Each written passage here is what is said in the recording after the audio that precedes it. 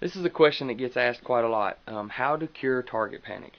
Um, I don't know that there's a way to cure target panic. I think target panic's almost like being an alcoholic. Once you're got target panic, you kind of always. You just kind of keep it under control, I guess you could say. I personally, I mean, if you shoot archery long enough, you're probably going to go through it. I've been through it in the early 90s or mid 90s. I went through target panic, and man, I do not ever want to go through that again. But conquering target panic has been one of my proudest moments. I mean, one of my proudest accomplishments.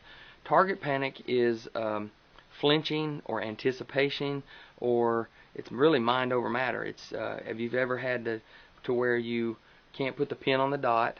You know, you're kind of shaky around the dot, or if you're flinching, or you know, you're punching the trigger.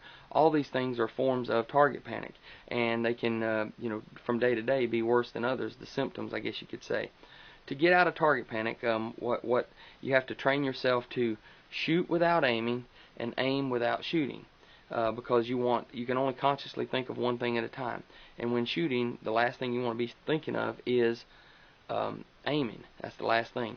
Your whole shot process should be nothing but like subconscious. You should just be going through it on autopilot, if you will.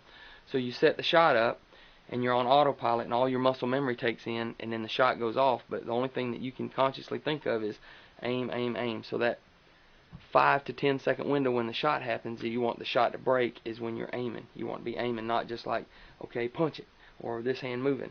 So it's real important that you learn to do those consciously on our own level, and then bring them together. So a lot of people go out and shoot more and more and more, and all you're doing is just driving that target panic home. So what I encourage you to do is to take an extra set of sights, and when you're sitting in the living room, or when you're just out in the yard or whatever, walk around with it and just aim. Just pretend. Just take the sights, no bow, or you can have the bow. Aim the bow, but not pull it back. Just aim and just walk yourself visually through a shot, saying, this is the perfect shot, this shot went off, but don't actually shoot the bow, so that you can see the perfect picture. And then as far as shooting wise, a lot of people will tell you to do blind bell shooting, and I encourage blind bell shooting, but not necessarily blind bell. And when I mean that is, I want you to draw the bow back, but I want you to take a piece of tape, put it over the sight, actually cover the sight up, make sure that you have the sight covered, so you can't see the pins. And I don't encourage closing your eyes, because when you anchor in, and you close your eyes go back this way, whereas you're looking across the bridge of your nose. So I encourage you to stand real close to the target, have no dots on the target, and really dim the lights, or turn the lights as low. Just all you want is just enough lights in the room to knock the air out.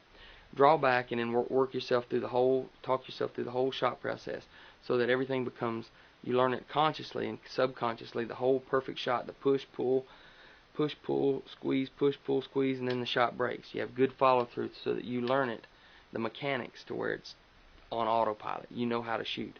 And then you're aiming on a separate level. And then after doing this for not just a couple of days, for weeks and sometimes months, it just depends, then try a few shots. Don't go out there and try to shoot, you know, 40 or 50 arrows at 40 yards. Just go out there and shoot you a few arrows and reiterate what a good shot feels like. And then slowly but surely, you've retrained your mind to be able to shoot and push, pull, squeeze, aim.